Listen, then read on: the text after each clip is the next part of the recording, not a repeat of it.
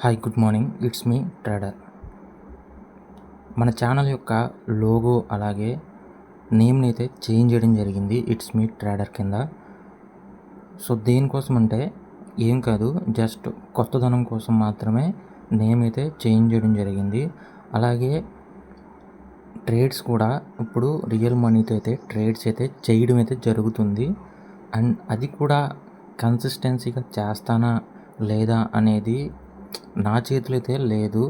And present అయితే నేను ఒక 5Kతో ట్రేడ్స్ని అయితే స్టార్ట్ చేయడం జరిగింది. 5K ఛాలెంజ్ అయితే తీసుకోవడం జరిగింది. ఈ 5Kతో ఒక 1 మంత్లో నేను ఎంత ఎర్న్ చేయగలను లేదా 5Kని మొత్తం లాస్ అయిపోతానా అనేది కొన్ని ట్రేడ్స్ అయితే చేసి చూపించడం అయితే జరుగుతుంది. అండ్ ప్రజెంట్ నేను దాదాపు మొన్న రీసెంట్గా May 6th అయితే ట్రేడ్స్ అయితే స్టార్ట్ చేయడం జరిగింది. నేను యాడ్ చేసింది ఓన్లీ 5,000 రూపీస్ అయితే యాడ్ చేశాను. సో చేసినప్పుడు ఫస్ట్ డే మనకి May 6th 16,700 రూపీస్ అయితే లాస్ అయితే వచ్చింది. అంటే 2,000 వరకు లాస్ అయితే వెళ్ళింది.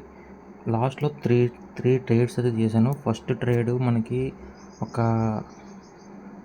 1,000 రూపీస్ అయితే లాస్ వచ్చింది. అండ్ సెకండ్ ట్రేడ్ ఒక 800 వరకు లాస్ అయితే వచ్చింది. థర్డ్ ట్రేడ్లో ఒక 400 రూపీస్ అయితే ప్రాఫిట్ అయితే క్లోజ్ చేశాను. అక్కడే నేను చేస్తున్న మిస్టేక్ ఏంటంటే లాసెస్ వస్తున్నప్పుడు నేను స్టాప్ లాస్ పెట్టి బయటకు వచ్చేసిన తర్వాత కూడా అగ్రెసివ్గా ట్రేడ్స్ అయితే చేసి నా యొక్క ఇన్వెస్ట్మెంట్ అమౌంట్ని అయితే నేను లాస్ అయితే అవుతున్నాను. చాలాసార్లు ట్రేడ్స్ చేసినప్పటికీ నేనైతే లాస్ అవ్వడానికి కారణం అగ్రెసివ్ ట్రేడ్స్ చేస్తున్నప్పుడు ప్రాఫిట్స్ వస్తున్నప్పుడు తీసుకుంటున్నాను, కానీ లాస్ వస్తున్నప్పుడు నేను దాన్ని తీసుకోలేకుండా అగ్రెసివ్ ట్రేడ్స్ అయితే చేసి లాస్ అయితే అవుతున్నాను అనమాట. సో ఫస్ట్ ట్రేడ్ అలా జరిగింది. అండ్ May 6th ఫైనల్గా ఒక 1,500 అయితే లాస్ వచ్చింది. అండ్ బ్రోకరేజ్ ఛార్జెస్ మనకి 120 రూపీస్ వరకు వెళ్ళిపోయింది. 3 ట్రేడ్స్ అయితే చేశాను, 6 ట్రేడ్స్ అయినాయి. ఎలా చూసుకున్నా మనకి అవి. సో 120 రూపీస్ అయితే మనకి లాస్ అయితే వచ్చింది. అండ్ నెక్స్ట్ డే కొంచెం ఆలోచించి ట్రేడ్ అయితే తీసుకున్నాను. అండ్ ఒక్క ట్రేడ్ మాత్రం చేశాను. మనకి ఇక్కడ 888 రూపీస్ అయితే ప్రాఫిట్ అయితే వచ్చింది.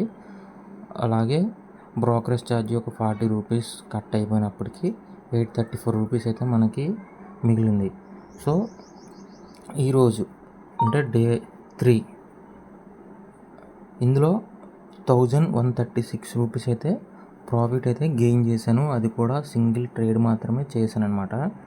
75 క్వాంటిటీతో 5,000 రూపీస్తో మనకి నిఫ్టీలో మనకి దొరికిన పొజిషన్స్ మాత్రమే తీసుకుని అయితే ట్రేడ్ అయితే చేయడం జరిగింది. సో ఇది ఈ 3 days యొక్క మన ట్రేడింగ్ జర్నీ అనమాట. లాస్ట్ టైం కూడా నేను ఇలా 5,000 రూపీస్తో ట్రేడ్స్ చేసినప్పటికీ నేనైతే వీడియోస్ అయితే ఏమీ చేయలేదు.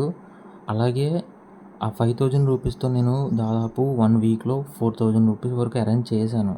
లాస్ట్ ఫ్రైడే వచ్చేసరికి నేను ఏం చేశానంటే కొంచెం అగ్రెసివ్ అయ్యాను. లాస్ వచ్చినప్పటికీ నేను ఆ లాస్ని తీసుకోకుండా అగ్రెసివ్ అయ్యి ట్రేడ్స్ అయితే చేసినప్పుడు నాకు ఏం జరిగిందంటే దాదాపుగా వచ్చిన ప్రాఫిట్ ఏదైతే ఉందో 4,000, ఆ 4,000 లాస్ అవడమే కాకుండా అండ్ నేను పెట్టుబడి పెట్టిన 5,000 ఏదైతే ఉందో దాంట్లో దాదాపు 4,000 అయితే ఎగిరిపోయింది. అది నా మైండ్ సెట్ అనేది కరెక్ట్గా ప్రాఫిట్ వస్తున్నప్పుడు ఎలా తీసుకుంటున్నామో లాసెస్ వస్తున్నప్పుడు కూడా అంతే విధంగా ఒక ట్రేడ్ చేసో లేదా 2 ట్రేడ్లు చేసో బయటకు వచ్చేయాలి. కానీ ఆ లాస్ని మనం రికవరీ చేద్దాం, ఎలాగైనా మళ్ళీ సమానం చేద్దాం. ఇప్పుడు 4,000 లాస్ వచ్చింది, 2,000 లాస్ వచ్చింది. ఆ 2,000ని మనం సమానం చేద్దామని చెప్పి మళ్ళీ ట్రేడ్ తీసుకుంటే ఒక 5,500 అలా 1,000 రూపీస్ లాస్ వచ్చింది.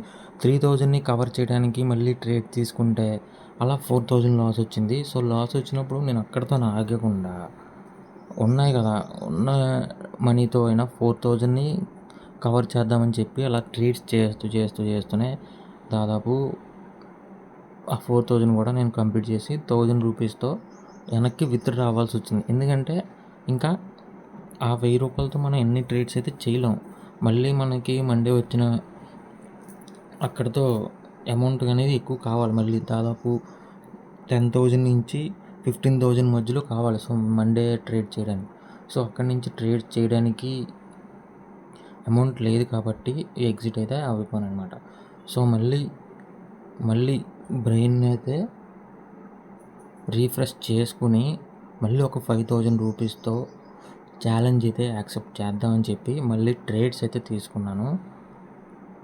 ఈ రోజు నుంచి ఖచ్చితంగా వీడియోస్ అయితే అప్లోడ్ చేయడానికి ట్రై చేస్తాను. ఎందుకంటే నాకున్న జాబ్కి ఒక్కోసారి టైం కుదరచ్చు, ఒక్కోసారి టైం కుదరకపోవచ్చు.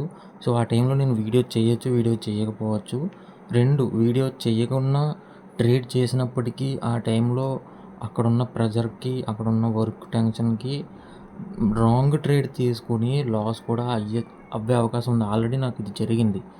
సో ఈ విధంగా కూడా నేను లాస్ అవుతున్నాను. అలా అని చెప్పి చేస్తున్న చిన్న ఉద్యోగం కూడా మానేసి దీని మీద పడి బతకడం నాకు ఇష్టం లేదు. సో అది చేస్తూనే నాకు ఇది కావాలి, సో ఇది చేస్తూనే నాకు అది కావాలి. ఒకానొక టైంలో నాకు ఇంత మనీ చాలు అనుకున్న తర్వాత మాత్రమే నేను ఏదైనా డిసిషన్ అయితే తీసుకోగలను. ప్రజెంట్ నాకు వస్తున్న మనీకి, ఇందులో ఇన్వెస్ట్ చేసే మనీకి చాలా డిఫరెంట్ అయితే ఉంది.